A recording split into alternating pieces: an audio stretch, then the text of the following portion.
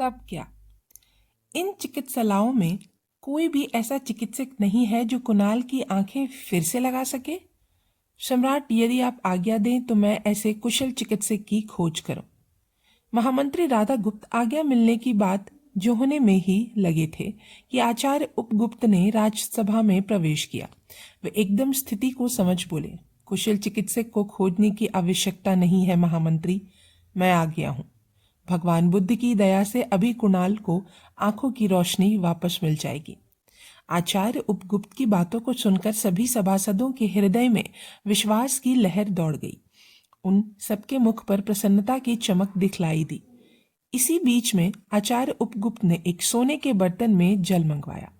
उस जल में उन्होंने कुणाल की निकाली गई आंखों को डाल दिया। इसके बाद वे भगवान बुद्ध को ध्यान में मग्न हो गए। काफी देर बाद उन्होंने अपने नेत्र खोले, फिर कटोरे में से आंखें निकालकर उन्हें कुणाल की आंखों के स्थान पर रख दिया। आंखें लगते ही कुणाल की नेत्र ज्योति वापस आ गई।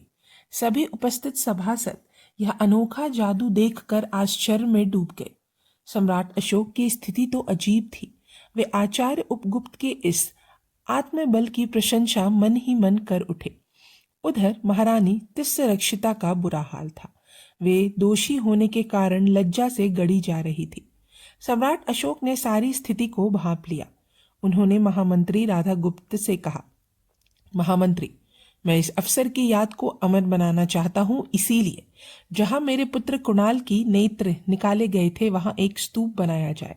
साथ ही मैं प्रजा में धर्म की वृद्धि के लिए आज से एक नए प्रकार के कर्मचारियों की नियुक्ति करता हूँ। इनका नाम धर्म महामात्र होगा। ये कर्मचारी मेरी प्रजा के सुख और हित का ध्यान रखेंगे। स्वामी और सेवक, ब्राह्मण और धनवानों तथा अनाथ और वृद्धों की लोभ लालसा को दूर करना इनका काम होगा। मेरे महलों की रानियां, भाई बहनों तथा दूसरे रिश्तेदारों को इनकी नियुक्ति से अब कोई कष्ट नहीं पहुंचेगा। मेरे जीते हुए प्रदेशों में भी ये प्रजा के धर्म आचरण को देखेंगे। मेरी प्रजा दान देने में कितना प्रेम रखती है, ये देखना भी इन कर्मचारियों का काम होगा। अब मेरी प्रजा इन कर्मचारियों के नियुक्त हो जाने पर अन्याय और अत्याचार से डरेगी। सम्राट अशोक को इस घोषणा का तुरंत ही राजसभा ने स्वागत किया। कुणाल के जहां नेत्र निकाले गए थे वहां एक स्तूप बना दिया गया। प्रजा के सुख और हित की रक्षा के लिए सब जगह धर्म महामात्र नियुक्त कर दिए गए।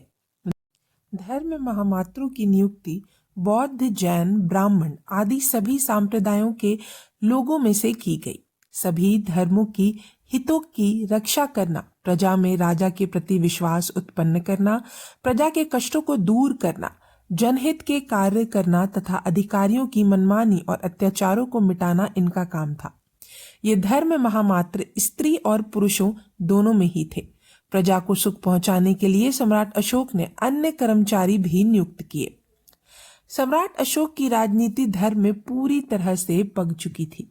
उन्होंने मानव कल्याण के लिए जिस धर्म को अपनाया वह वैदिक धर्म ही था, पर इस धर्म में बौद्ध धर्म की कुछ झलक दिखलाई पड़ती है। यह धर्म किसी भी संप्रदाय से संबंधित न था, यह सब धर्मों का सार था। अशोक ने अपनी महत्ता के बल पर सब धर्मों और संप्रदायों को एक सूत्र में बांध लिया। यही अशोक की महत्ता को बेजोड़ प्रमाण है। अशोक ने इसी मानव धर्म को अपनाकर शासन किया, प्रजा का पालन किया, प्रजा को सुख पहुंचाया और प्रजा की रक्षा की। इसी धर्म पर आधारित नीतियों को अपनाकर सम्राट ने राजकाज किया। उनकी कुछ धर्म नीतियां इस प्रकार हैं। यह भाग यहीं समाप्त होता है। अब हम अगले भाग में जानेंगे सम्राट अशोक की धर्म नीतियों के बारे में। तब तक के लिए धन्यवाद।